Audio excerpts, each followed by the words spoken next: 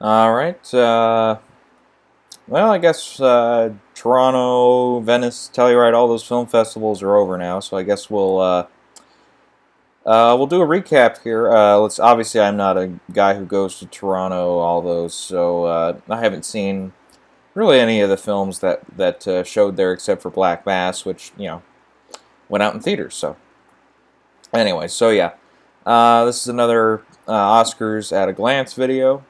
Um, Yeah, let's talk a little bit about Toronto and those and how a couple of the films were received. See, starting with the Best Picture race here, and I'll also tell you, by the way, how I'm ranking things right now. Boy, I think we got, especially out of Toronto, a couple of big hitters that show that they have potential to be in the Best Picture race more so than they were before. And the two that I think of were our Spotlight, first of all, which I think last time I told you I had ranked like ninth or 10th. I've moved that up to second place now. Lots of people are starting to put that as a front runner. It was probably one of at least one of the best reviewed films out of all three festivals. Premiered at Venice, and the first reviews were good, not great, and then the second round reviews, third round, wow! Like the Rotten Tomatoes score, I think went from like 80 to 97. It jumped. There was one person. I think there's still. It's 97%. Yeah. So, and the last I looked, there was only one bad review, and the rest of them were all pretty enthusiastic. 4.5 or 5 out of 5, some 4 out of 5s.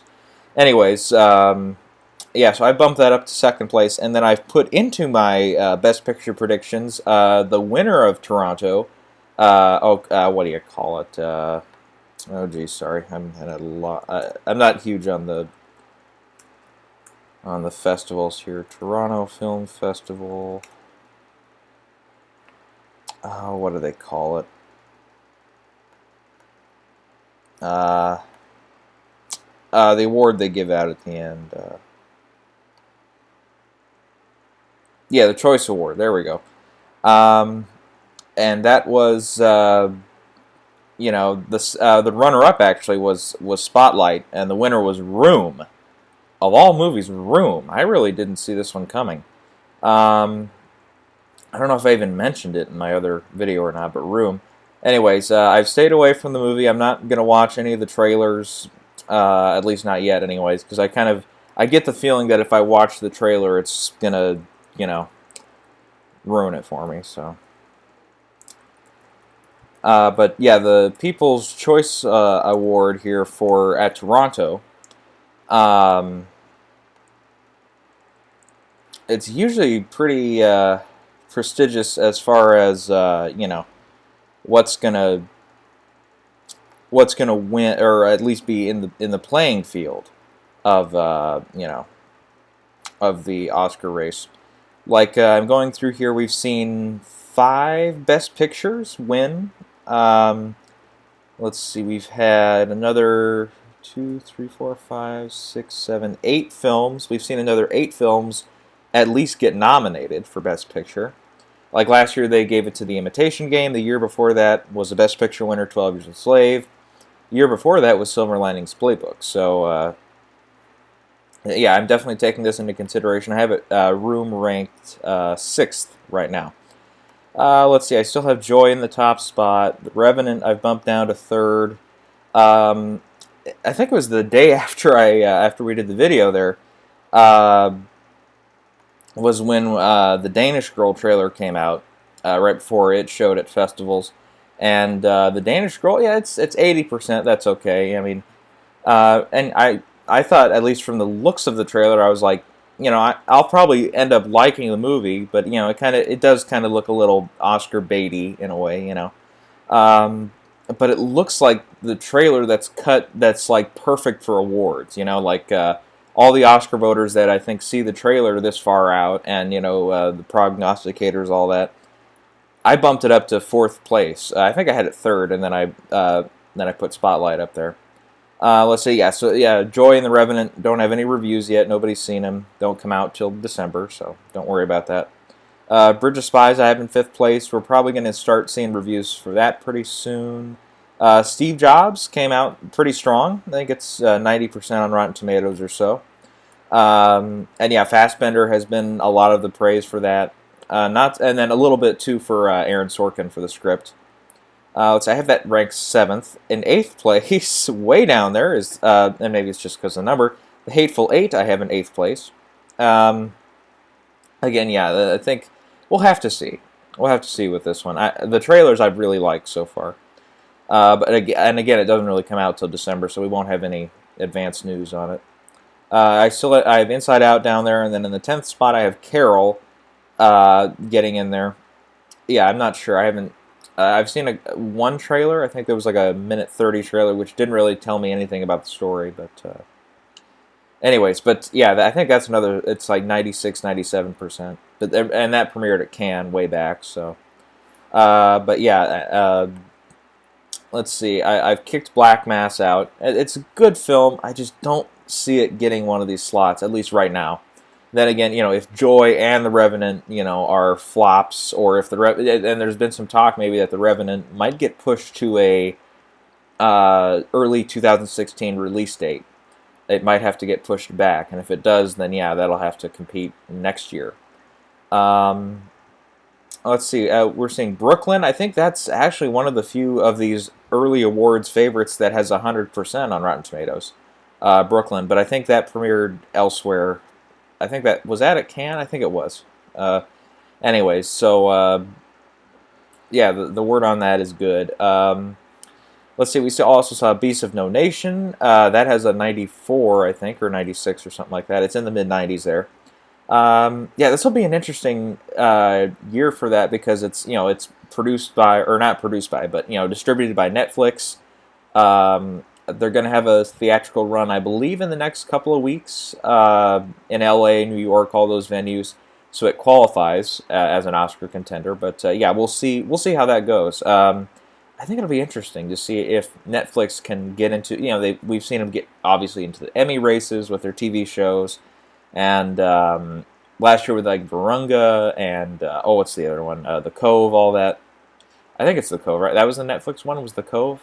One of them. Or no, not The Cove. Maybe it was The Cove, but it was it's the one about the killer. I didn't end up seeing it. But it was the killer whales too. Endangerment of killer whales, all that. Let's see. Suffragette premiered to very mediocre to negative reviews. I think that's like 45% around there. I've heard the cast is strong, but the film is not really, and the direction's kind of not very good. So we'll see about that.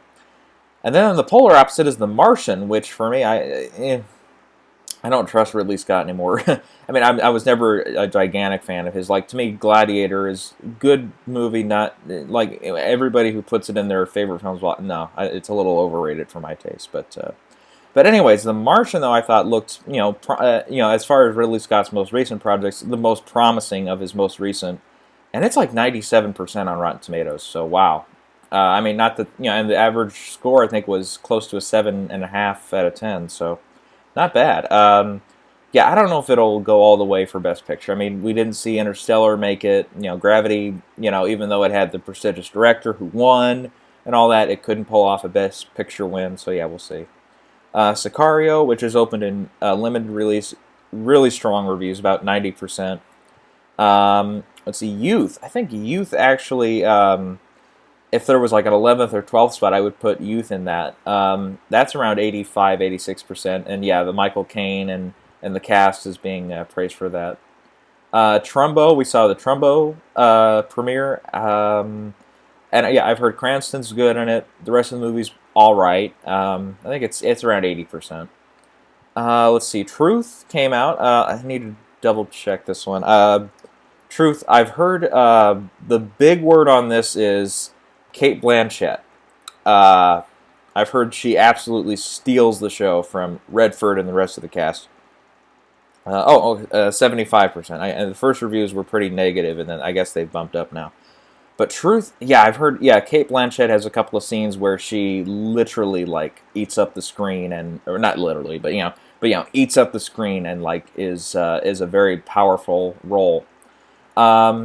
You know what? I think right now they're putting that in the lead category, which is very bad idea because Carol also stars Kate Blanchett, and she's in the lead role there.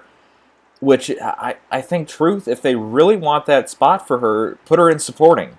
And you know what? The competition for supporting actress this year, if she goes supporting for Truth, I think she absolutely will get 2 slots, one for Carol and the other one for Truth, for both lead and supporting. So yeah, let's see what else. Oh yeah, Everest had a couple. Yeah, it's about 79 or so percent, somewhere around there, mid 70s, mid to higher 70s, and it's in limited release. I haven't seen it yet, but yeah, most of the word of mouth is it's probably not going to be a Best Picture contender, but.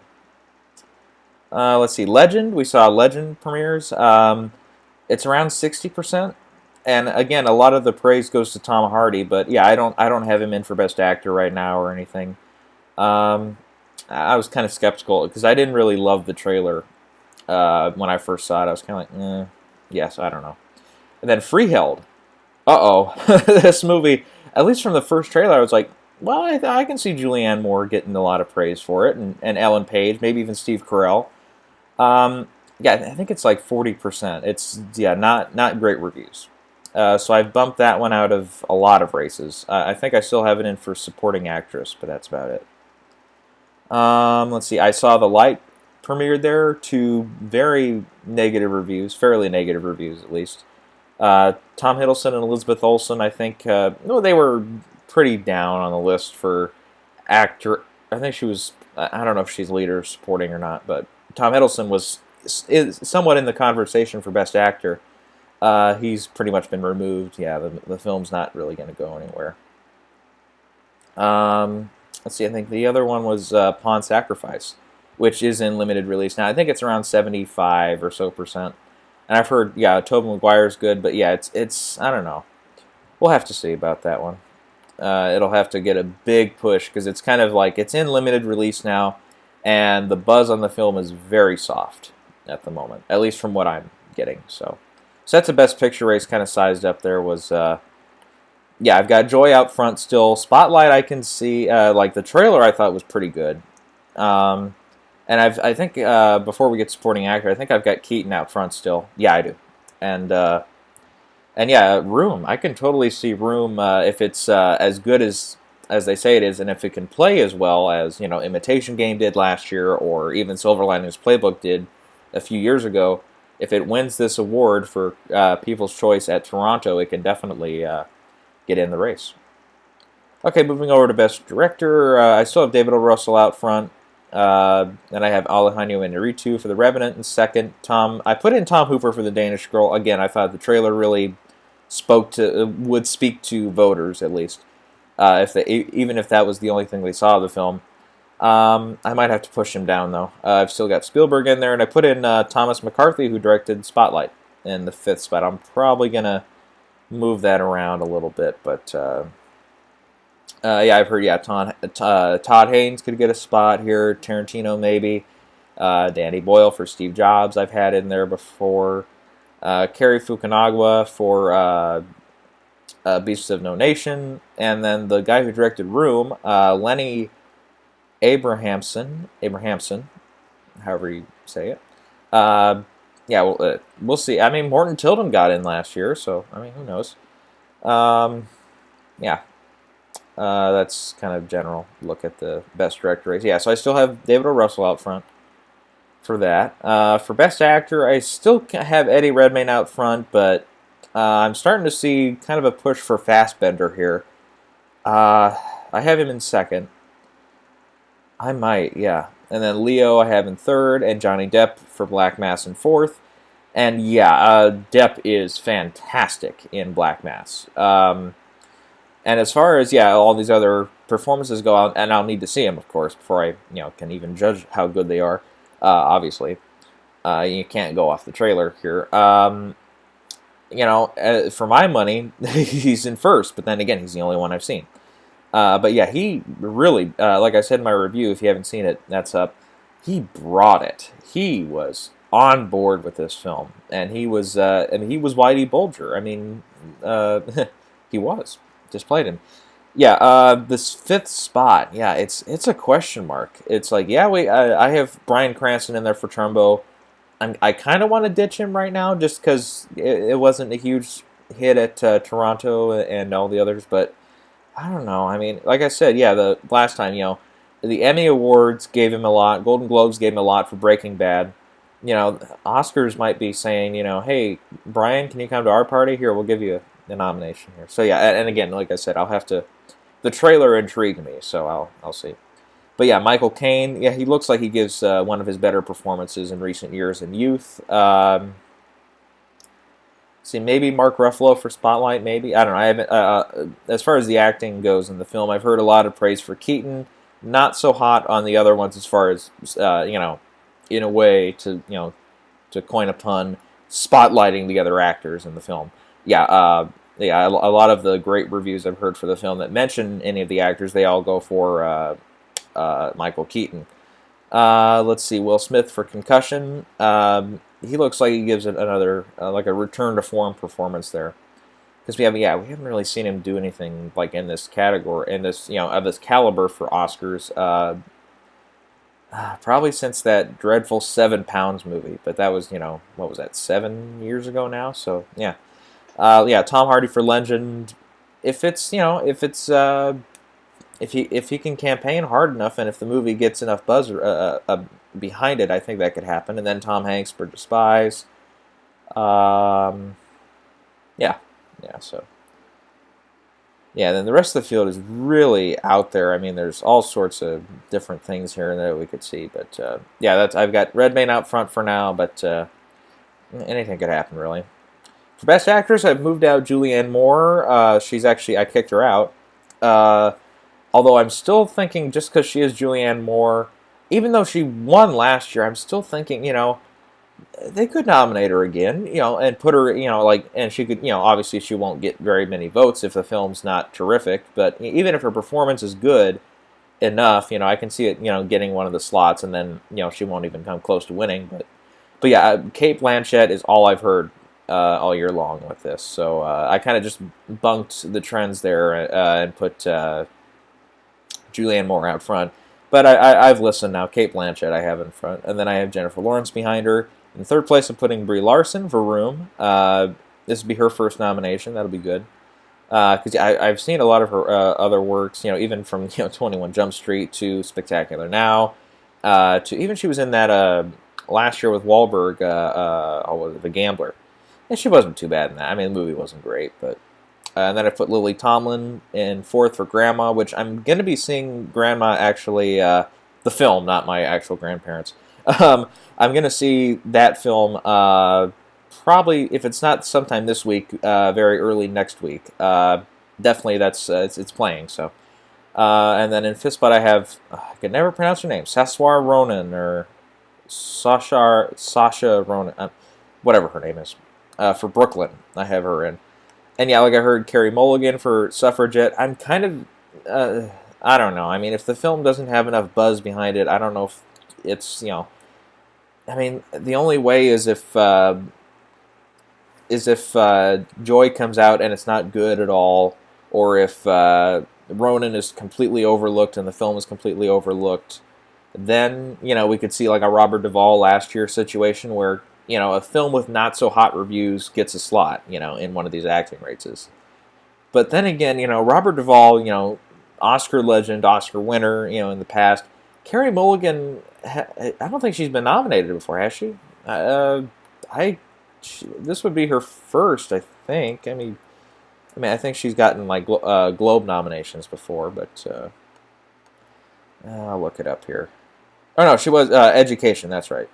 She was nominated before, but and she actually won BAFTA for that too. Well, anyways, So I forgot about that. That was a few years ago. Anyways, so yeah, that would be her second nomination then. And yeah, I don't know if the buzz. I mean, it's plus I think Best Actress. We could look at Emily Blunt maybe getting in for Sicario. And then or Julianne Moore could come back in too. Let's see who else. I've heard a little bit of buzz around Marion Cotillard for Macbeth. And then I don't know if Meryl Streep has a film out this year besides Ricky and the Flash, which is, I think, going to get totally forgotten. I mean, and maybe even Golden Globe nomination is off the books now. I don't know. Anyway, so but yeah, I have Blanchett out front now, and like I said, if she gets that supporting push for Truth, I think it's campaigning for lead right now, which is a total mistake on the part of whoever's distributing the film and all those Oscar consultants. Put her in supporting. She will get 2 nominations. She will get a lead and supporting. No question. From what I've heard. Anyways. Okay, moving over to supporting actor. Yep, I've got Keaton out front here. Tom Hardy, The Revenant in second. Robert De Niro. I don't think I've moved anybody except I've kicked out Jason Segel and put in Joel Edgerton for Black Mass. Yeah, I didn't think he was particularly, the strongest part of the film for me, but he was good. I mean, yeah, yeah. Let's see. Idris Elba for Beast of No Nation, I think, is going supporting. Let's see. Like I said, I haven't seen the film. It's on Redbox now. Love and Mercy. I haven't seen it yet, but I might be renting that one soon. It's on Redbox, so I might rent that one. So Paul Dano is getting some notice for that. And then Mark Rylance in Bridge of Spies. They had a trailer come out not too long ago, a couple days ago, and he has, I think it's him, has a whole big monologue to kind of close out the trailer. And I was like, wow, if he gets more scenes like that in the film, oh yeah, I think he could grab a spot. Because I mean, I believe he's won a couple of Tonys for his work on stage. So again, could be a person that Oscars are ready to award. Yeah, as far as Truth goes, with Redford, which I thought he was lead, but I guess he's supporting, or at least he's campaigning for supporting right now. Yeah, I've heard mixed to he's okay. Yeah, playing Dan Rather. So, anyways, and then yeah, I've got Harvey Keitel in fifth for Youth, just kind of as a placeholder for now. But kind of the same with De Niro too. It's like you kind of have to see the films, but yeah, I think even if the Revenant, I mean, unless the Revenant is pushed back to next year, I think Tom Hardy will get a spot here. He's one of the most appreciated actors who hasn't been nominated, who's been working in the last 5 years, in films that are of Oscar caliber. So I think, yeah, they're going to correct that this year. Presuming, of course, The Revenant comes out. And if it doesn't, then Legend might get a bigger push, and then we might see it creep in, but we'll see. Okay, supporting actress, pretty quiet race here. I think I've kept everybody. Yeah, I've got everybody from last time. Rooney Mara out front. I put Alicia Vikander. I think I had her in third or fourth or whatever it was, but I've got her in second. Maybe I had her in second the whole time. I can't remember. Ellen Page in third for Freeheld. Kate Winslet for Steve Jobs in fourth. Jennifer Jason Leigh for Hateful Eight in fifth. Let's see. Yeah, maybe Rachel McAdams for Spotlight. I've heard, yeah, Helena Bonham Carter gets, I guess, a few good scenes in Suffragette, so maybe. Yeah, I don't really know who else gets. I don't know. Like I said, yeah, Cate Blanchett. I think if she entered this race for supporting actress, she could even be the first. I mean, if it's that good, which I've heard it's really great. If it is that good in truth, she could be the first actress to win 2 Oscars in the same year. Never happened.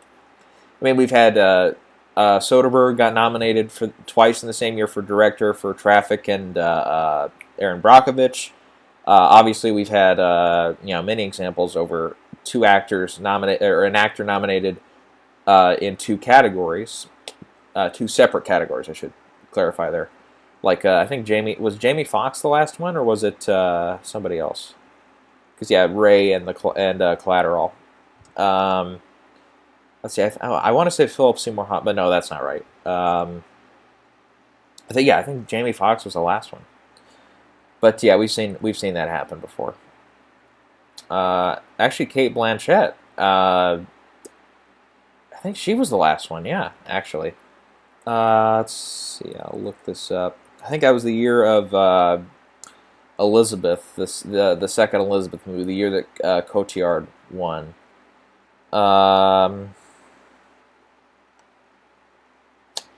Here we go.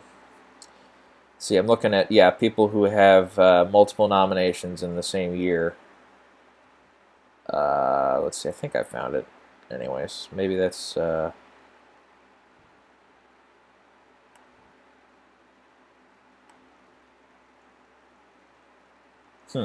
Okay, I'm looking at the wrong thing. Let's see. I'll look at Cate Blanchett here. Once I find. Oh, crap.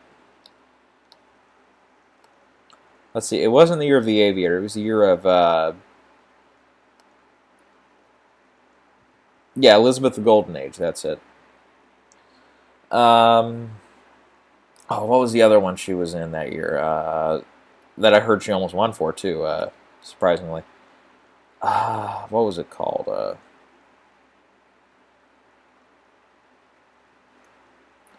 Oh, I'm Not There. That's it. Yeah, she played somebody in that, so she got nominated. I think that was the only nomination for that film. But yeah, so it's happened to Cate Blanchett before, so yeah. So yeah, truth people, if you're listening to me somehow, put her in supporting. Best idea you'll ever have. All right, for original screenplay, Joy, I've still got Out Front, Hateful Eight. I've moved Spotlight in. Was it? Yeah. I had it in before, I think, but I've got it in third place now. Inside Out in fourth, Bridge of Spies fifth. I don't know. We could see Amy Schumer get nominated actually for Trainwreck, maybe. Like Bridesmaids got a screenplay nomination. Youth, Sicario, other stuff like that, maybe getting in here. Anyways, but original screenplay is kind of those five and what else. For adapted screenplay, we have a little bit more competition here. Surprisingly, usually it's I think for the last 3 years we've had original screenplay kind of comes down to a showdown, at the end of it, but it's always stiff competition getting in too. Let's see, I've got Steve Jobs up front, The Danish Girl in second, Carol in third, Room in fourth, and Brooklyn in fifth. I do not have The Revenant in. This is mainly because I read something about Leo. I think Leo was talking about the film, and he said, yeah, there's not really a whole lot of dialogue in it, and he says it's kind of more of a visual piece, which to me translates to this is Gravity as a Western. And look at Gravity. Did it get a screenplay nomination? No, it didn't. So I put The Revenant out of it. Yeah, but then again, it could be nominated. I don't know. I mean, I had it in before, but I think if it's more of a visual piece and there's not a whole lot of dialogue, then that really doesn't really translate to a screenplay nomination. Let's see, Black Mass. Yeah, not a particularly striking screenplay, but it was a good enough movie that I could see if it does get into the Best Picture slot, it gets actor supporting actor. It could take a screenplay nomination along with it for the ride. Beast of No Nation, Trumbo. I could if they're good enough. Let's see what else. That's good. But I've got Brooklyn, Room, Carol, Danish Girl, Steve Jobs for that one. And then for animated feature, I just made a change here. I have Inside Out still in first, Good Dinosaur in second, Peanuts movie in third, and then I have Anomalisa in fourth. This is I guess it's by Charlie Kaufman, who does a stop motion film here with Anomalisa. Well, Charlie Kaufman, I mean, he's crap. Has he won? I know, I look totally unprofessional for having to Wikipedia all this. But I believe it's, Charlie Kaufman is doing this.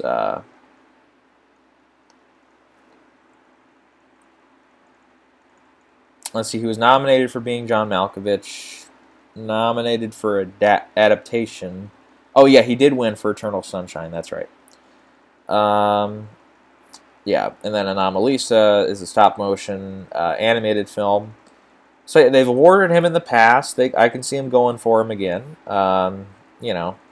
At least for a nomination here. And and then still in competition there definitely is Shaun the Sheep though.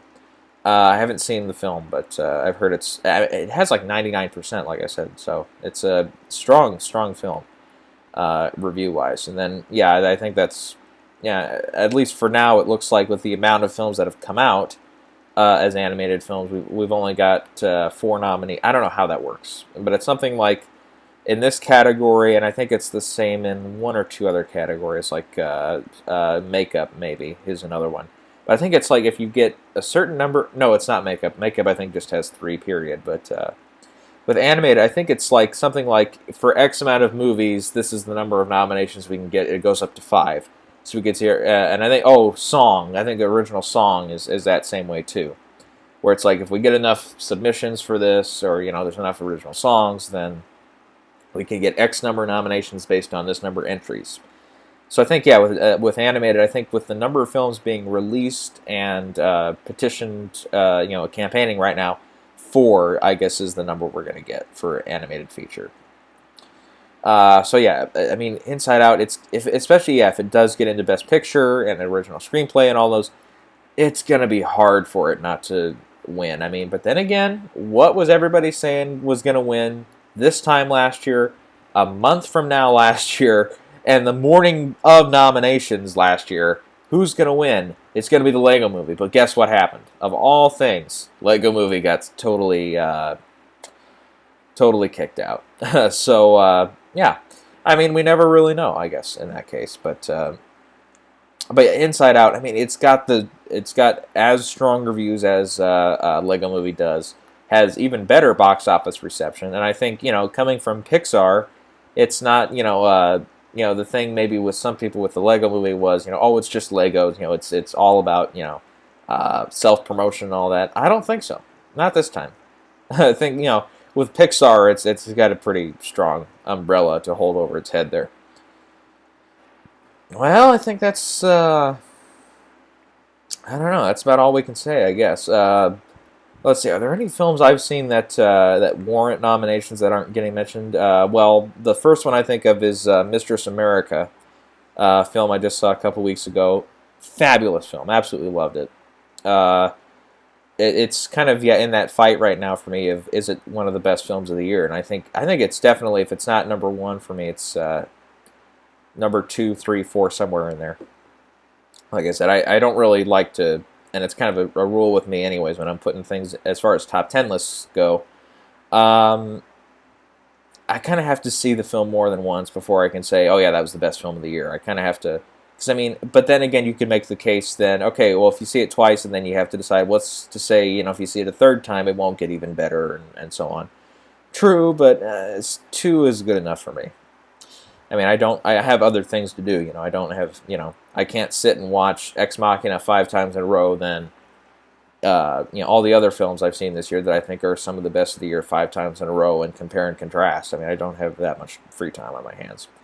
But yeah, that's one that I would love to, I mean, if it could happen, screenplay, leading actress, supporting actress, director, picture, if it could happen, yeah. Same with Ex Machina, and even for me, Straight Outta Compton was good enough so far this year to maybe get into a couple of slots here and there. But yeah, well, yeah, like I said, with a lot of this stuff, it's we're still at pure speculation stage. I mean, no, I mean Cate Blanchett, sure, 2 years ago with Blue Jasmine, she was absolutely out front at this time. But, and she's out front again this year. Well, we never know. Maybe Jennifer Lawrence gives her, Lawrence of Arabia performance here in Joy or something, I don't know. I was just throwing out a name there for any, maybe this is her To Kill a Mockingbird in a way. The way that Gregory Peck, was nominated, didn't really win. And then bingo, he comes up with a role, he plays a role that's just so cemented in Hollywood history. This could be it for, Jennifer Lawrence, or maybe this is it for Brie Larson, or... Yeah, we don't know. We don't know. I mean, the playing field is, is still being set. That to use an analogy here, like a chessboard or just any board game, really. We're in the stage right now where the board is not quite out yet. It's like somebody's reaching into the box to pull out the board at this point. We have a couple of the pieces maybe that are loose on top of the board. Okay, let me start there. So you pull out the box, you open it up. And here, sometimes you have like loose pieces. With Monopoly, it's the little pieces you move around on the board and stuff. And we can pick out a couple of those, and maybe set them aside and say, okay, here's who we think maybe, is going to win, and to use those as potential acting and picture director front runners. Yeah, we can set those aside, but we have to set up the board first before we can play. We can't win the game until we actually set up the pieces and actually set up the game too. Yes, hopefully that wasn't too over the top, or hopefully not. Yeah, a lot of this is improv, by the way.